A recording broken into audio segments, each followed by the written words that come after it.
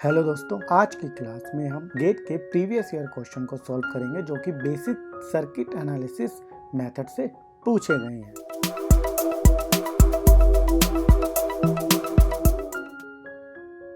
Method of circuit analysis ये chapter 1 है network theory का। इस लेक्चर में हम गेट के प्रीवियस ईयर क्वेश्चन सॉल्व करेंगे जो कि फॉलोइंग टॉपिक से पूछे गए हैं।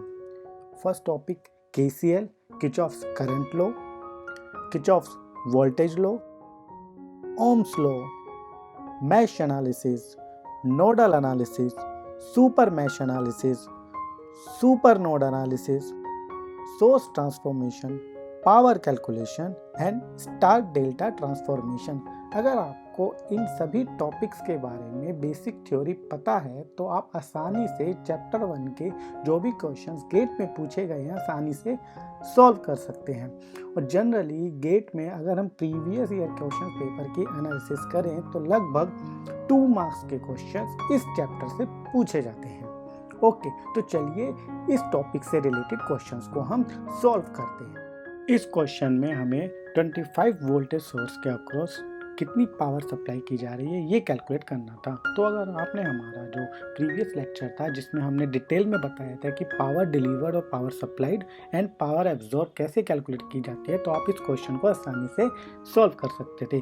तो ये इलेक्ट्रिकल इंजीनियरिंग में 2017 में 1 मार्क का पूछा गया था। तो इसकी ट्रिक देख लेते हैं। सबसे पहले इसमें जो पावर डिलीवर्ड हो जाएगी वो कितनी होगी, 25 इंटू आई, यही हमारी पावर सप्लाइड होगी। तो अब हमें सिर्फ करंट आई कैलकुलेट करना है। अगर हम KCL लगाएं नोड ए पर तो हम आसानी से करंट आई कैलकुलेट कर सकते हैं। तो चलिए KCL लगाते हैं नोड ए पर। तो नोड ए पर नेट इनकमिंग करंट कितना है, I प्लस 0.4I, और वो किसके बराबर होगा, नेट आउटगोइंग करंट, और वो कितना है, जो कि रेजिस्टेंस R2 में फ्लो कर रहा है 14 एम्पियर का। तो बस इतना लिखते ही KCL एट नोड ए पर आप I की वैल्यू कैलकुलेट कर सकते थे। तो I कितना हो गया हमारे पास, I हो गया 14 divide by 1.4 is equal to 10 ampere.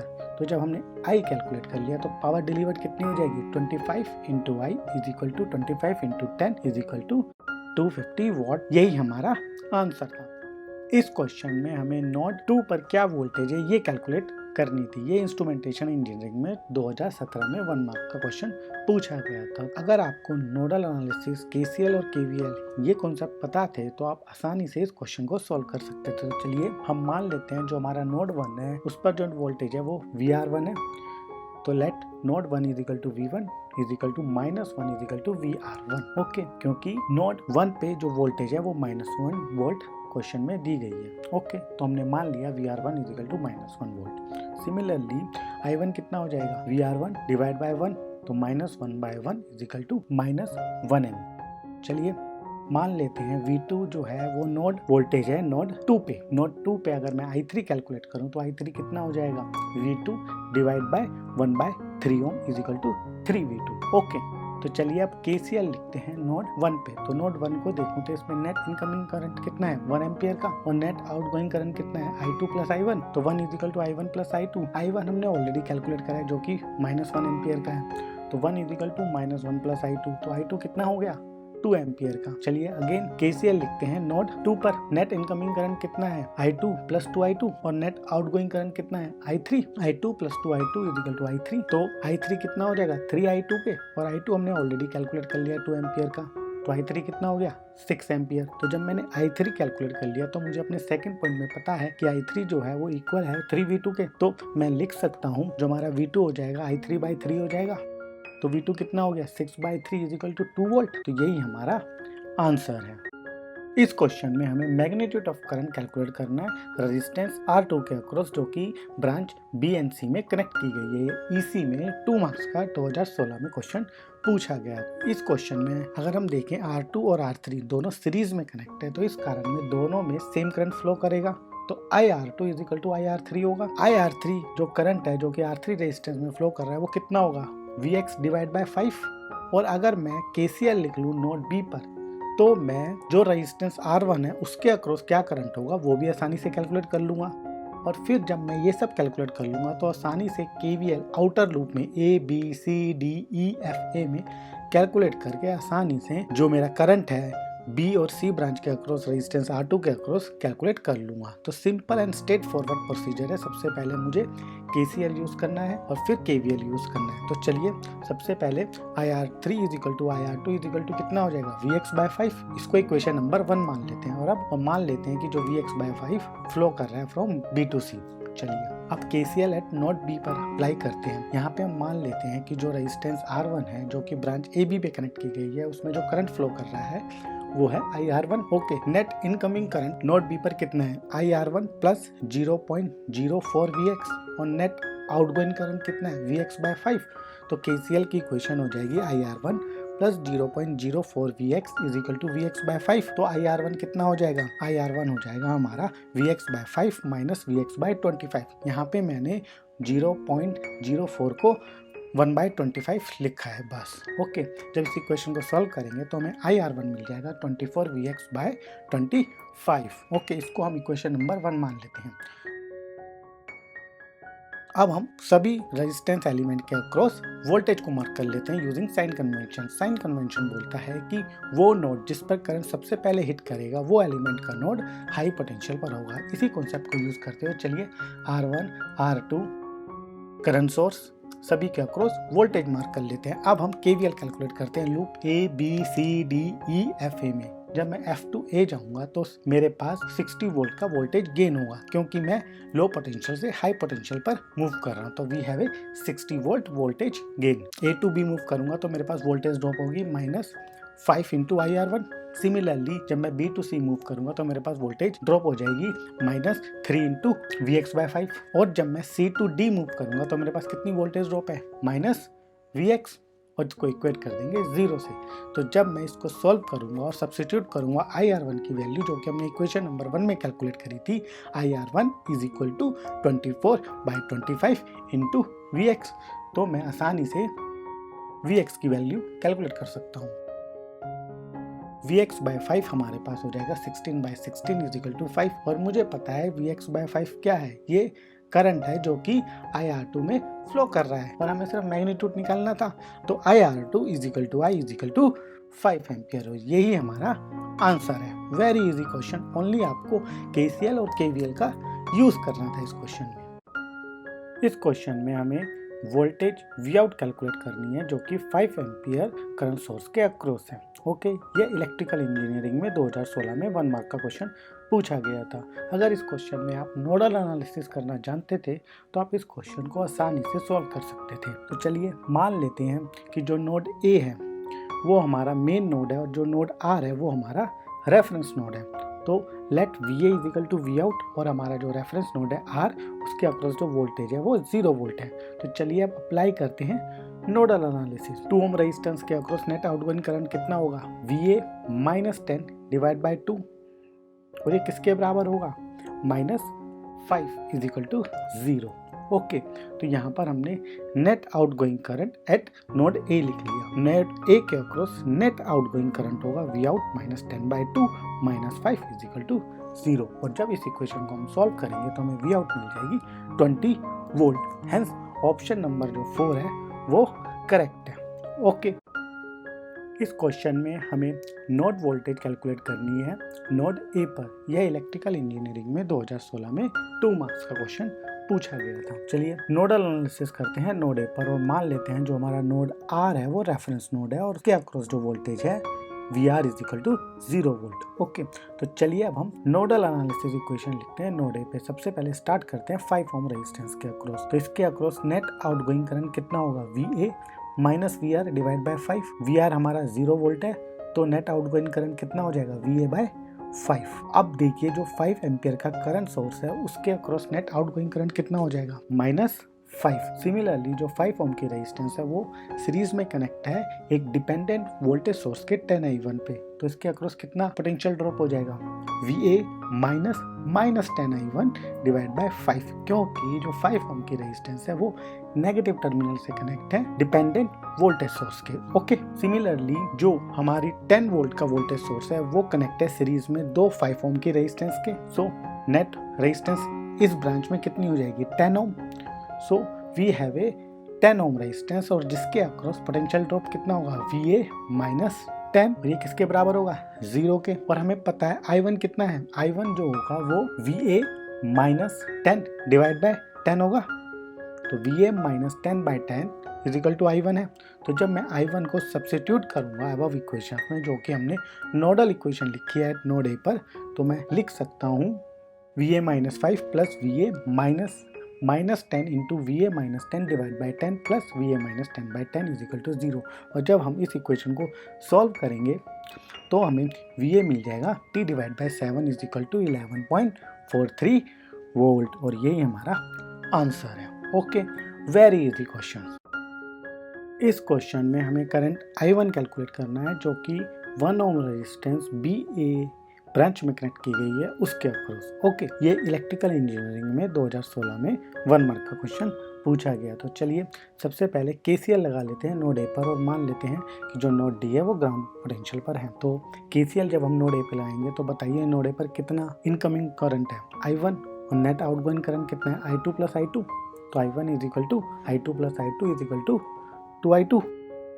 तो मैं I2 को लिख सकता हूँ I1 बाई 2। चलिए अब आउटर लूप CBAFEDCB में KVL लगा लेते हैं। ओके, तो जब मैं C2B मूव करूँगा तो मेरे पास वोल्टेज गेन हो जाएगा प्लस 1 वोल्ट का, और B2A मूव करूँगा तो मेरे पास पोटेंशियल ड्रॉप हो जाएगा 1 इंटू I1 का, तो माइनस 1 इंटू I1। सिमिलरली जब मैं A टू F मूव करूँगा तो मेरे पास पोटेंशियल ड्रॉप हो जाएगी माइनस 1 इंटू I2। सिमिलरली जब मैं F टू E मूव करूँगा तो मेरे पास अगेन पोटेंशियल ड्रॉप होगा कितना माइनस I2 इंटू 1 और माइनस 1 इंटू I2। और जब इस इक्वेशन को सॉल्व करेंगे और इक्वेशन नंबर 1 को इसमें सब्स्टिट्यूट करूँगा तो मैं आसानी से I2 की वैल्यू और I1 की वैल्यू कैलकुलेट कर सकता हूँ। तो इससे हमारी I1 की वैल्यू कितनी आ जाएगी 1/2 एम्पियर। तो I1 is equal to 0.5 ampere, यही हमारा आंसर था। इस क्वेश्चन में हमें करंट IX कैलकुलेट करना है, जो कि 100 ओम रेजिस्टेंस के अक्रॉस फ्लो कर रहा है। तो इस क्वेश्चन में अगर हमें पता था कि नोडल एनालिसिस इक्वेशन कैसे लिखनी है तो हम आसानी से कैलकुलेट कर सकते थे। तो यहाँ पर मान लेता हूँ जो नोड FED है वो हमारे रेफरेंस नोड है, और उनके अक्रॉस जो वोल्टेज है वो 0 वोल्ट है। ओके, तो यहाँ पर मेनली हमें नोडल एनालिसिस करनी थी एट नोड बी पर। तो अगर मैं नोड बी पर मान लेता हूँ जो नोडल वोल्टेज है वो VB है। ओके, तो IX कितना हो जाएगा VB माइनस VE बाई 100, और मैंने E नोड को 0 वोल्ट पे मान लिया है तो IX कितना हो जाएगा VB बाय 100। ओके, और यहाँ पे क्वेश्चन में हमें IX मिली एम्पियर में कनेक्ट करना है, इसलिए मैंने इसको 10 टू द पावर ऑफ 3 से मल्टीप्लाई कर लिया है। हेंस हमारा जो IX हो जाएगा वो कितना हो जाएगा 10 VB मिली एम्पियर। ओके, तो चलिए अब हम नोडल एनालिसिस इक्वेशन लिख लेते हैं, एज्यूम करते हुए कि जो हमारे FED नोड है वो रेफरेंस नोड है और जो कि ग्राउंड पोटेंशियल पे है। तो सबसे पहले देखिए जो ब्रांच AB पे है 100 ओम की रेजिस्टेंस, उसके अक्रॉस नेट आउटगोइंग करंट कितना होगा VB minus 1 divide by 100। Okay, similarly जो हमारा ब्रांच BE है जिसके अक्रॉस 100 ओम की रेजिस्टेंस है उसमें कितना करंट फ्लो करेगा VB minus VE divide by 100 और VB बाय 100। और जो ब्रांच BC है वो सीरीज में कनेक्ट है 10 मिली एम्पियर करंट सोर्स के। सो सीरीज में करंट सेम होता है, तो C2D कितना करंट फ्लो करेगा minus 10 milli ampere. Hence net outgoing current from B to C is minus 10 milli ampere. और हमने जो नेट इक्वेशन लिखी है वो एम्पियर में लिखी है, इसलिए मैंने minus 10 into 10 to the power of minus 3 लिखा है। ओके, चलिए both side 10 to the power of 3 से मल्टीप्लाई कर देते हैं तो हमारे पास VB आ जाएगा। ओके, और मुझे पता है IX जो है वो 10 VB के बराबर है। तो अगर इस इक्वेशन में 10 VB को मैं IX से रिप्लेस कर दूं तो I can easily find IX in milli ampere. तो हमारा IX कितना आ जाएगा 20 मिली एम्पियर डिवाइड बाय 2, तो is equal to 10 milli ampere. तो IX हो गया 10 milli ampere. Very easy question, instrumentation में 2016 में 2 मार्क्स का पूछा गया था। ओके, इस क्वेश्चन में हमें VX कैलकुलेट करनी है जो कि 20 ओम रेजिस्टेंस के अक्रॉस डेवलप की गई है। इस क्वेश्चन में अगर आपको नोडल एनालिसिस करना आता था तो आप आसानी से क्वेश्चन को सॉल्व कर सकते थे। इसमें आपको एज्यूम करना था कि जो नोड R है वो हमारा रेफरेंस नोड है और उसके अक्रॉस जो वोल्टेज है वो 0 वोल्ट। ओके, तो जब हम ये एज्यूम कर लेंगे तो उसके बाद हम आसानी से बोल सकते हैं कि नोड A पर कितनी वोल्टेज हो जाएगी VX volt. Similarly node B पर अगर मैं वोल्टेज देखूँ तो वोल्टेज कितनी हो जाएगी 0.25 Vx, क्योंकि नोड बी डायरेक्टली कनेक्ट है डिपेंडेंट वोल्टेज सोर्स के पॉजिटिव टर्मिनल से। ओके, बस अगर आपको इतना पता था, आप सर्किट को देखते इतना आइडेंटिफाई कर सकते थे, तो आपको सिर्फ एक इक्वेशन लिखनी थी नोड ए पर और क्वेश्चन सॉल्व हो जाता। तो चलिए अब नोडल इक्वेशन लिख लेते हैं नोड ए पर। तो नोड ए पर नेट आउटगोइंग करंट कितना है, -5 एम्पियर। ओके, प्लस 20 ओम के अक्रॉस करंट होगा आउटगोइंग करंट Vx/20, और एक डिपेंडेंट करंट सोर्स भी फ्लो कर रहा है 0.5 Vx का। तो net outgoing current node A पे कितना हो जाएगा, 0.5 Vx। अब देखिए नोड बी पर पोटेंशियल ड्रॉप कितनी है, पोटेंशियल कितना है 0.25 Vx का। तो 10 ओम की रेजिस्टेंस के अक्रॉस कितना पोटेंशियल डिफरेंस हो जाएगा, Vx माइनस 0.25 Vx। तो मैं आसानी से 10 ओम के रेजिस्टेंस के अक्रॉस आउटगोइंग करंट लिख सकता हूँ Vx minus 0.25 Vx divide by 10। और जब मैं इस इक्वेशन को सॉल्व करूँगा तो मैं आसानी से Vx की वैल्यू फाइंड आउट कर सकता हूँ। तो हमारा Vx हो जाएगा 8 वोल्ट। ओके, 8 वोल्ट हमारा आंसर हो गया। इस क्वेश्चन में हमें V1 एंड V2 कैलकुलेट करनी है, जो कि नोड बी पर और नोड ए पर रिस्पेक्टिव वोल्टेजेस हैं। ओके, अगर इस क्वेश्चन में आपको नोडल एनालिसिस करना आता था और आप आइडेंटिफाई कर सकते थे कि अगर मैं नोड आर को रेफरेंस नोड मान लूं तो नोड ए पर कितनी वोल्टेज हो जाएगी V2 और नोड बी पर कितनी वोल्टेज हो जाएगी V1। बस इतना आइडेंटिफाई करते ही आपको बस नोड बी पर नोडल एनालिसिस इक्वेशन को लिखना। ओके, तो चलिए मान लेते हैं Va इज टू V2 और हमारा जो रेफरेंस नोड है आर नोड, उसके अक्रॉस जो वोल्टेज है वो 0 वोल्ट है। Okay, Vb is to V1 हो जाएगी। तो करंट I कितना हो जाएगा, करंट I हो जाएगा Vb minus VR divide by 4। VR को हमने 0 वोल्ट मान लिया है, तो करंट I हो जाएगा Vb by 4 is equal to V1 by 4। तो चलिए अब हम नोडल इक्वेशन लिखते हैं नोड बी पर। तो नोड बी पर नेट आउटगोइंग करंट कितना होगा, यहाँ पे देखिए ब्रांच ए बी है जिसके अक्रॉस 4 ओम की रेजिस्टेंस कनेक्ट की गई है, उसमें 5 एम्पियर का करंट सोर्स है, सीरीज में है। तो ए बी ब्रांच में ए टू बी भी 5 एम्पियर का करंट ही फ्लो होगा।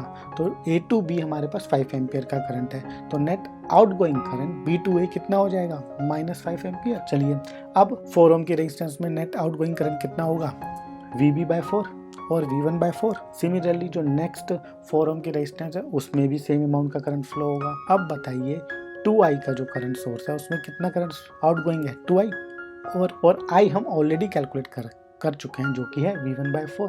तो जब हम I की वैल्यू सब्स्टिट्यूट करेंगे तो हम आसानी से V1 की वैल्यू को कैलकुलेट कर सकते हैं। तो V1 कितना आ जाएगा, 5 वोल्ट। ओके, तो मैंने यहाँ पे V1 लिख लिया, तो V2 कितना हो जाएगा। तो अब हम V2 को लिखने के लिए सिंपल सा लिख सकते हैं कि VA minus VB divide by 4 is equal to कितना होगा, 5 एम्पियर होगा।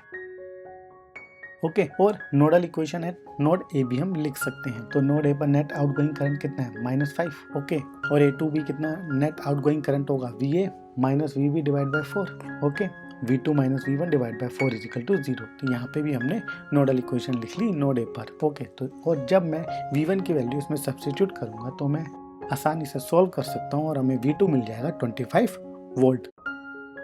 इस क्वेश्चन में हमें करंट I कैलकुलेट करना है जो कि 2 ओम रेजिस्टेंस के अक्रॉस फ्लो कर रहा है। ओके, इस क्वेश्चन में अगर आपको वेटस्टोन ब्रिज का कॉन्सेप्ट पता था तो आप इस क्वेश्चन को आसानी से सॉल्व कर सकते थे। तो सबसे पहले अब हम क्या करेंगे, इसको रीड्रॉ करेंगे सर्किट को और देखेंगे कि एक्चुअल में ये वेटस्टोन ब्रिज रिप्रेजेंटेशन है। Okay, let's redraw the circuit. तो जब हम सर्किट को रीड्रॉ करेंगे तो हम देखेंगे कि जो ब्रांच ए बी है, बी डी है, सी डी है और सी है, उसके अक्रॉस जो रेजिस्टेंस है सेम है। ओके, तो वेटस्टोन ब्रिज बैलेंस कब होता है, तो वेटस्टोन ब्रिज तब बैलेंस होता है जब उसकी जो प्रोडक्ट होता है क्रॉस ओवर ब्रांचेस की इम्पीडेंस का, मतलब A B multiply by C D is equal to B D into A C.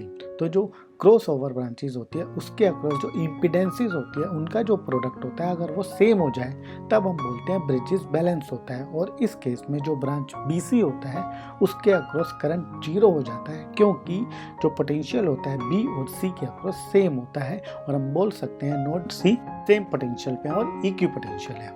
Okay, when bridge is balanced ZAB into ZCD is equal to ZAC into ZBD। तो here bridge exactly balanced है क्योंकि सभी branches के across 1 ओम की resistance है, hence जो current flow करेगा B2C वो 0 हो जाएगा। ओके, और यही हमारा आंसर है।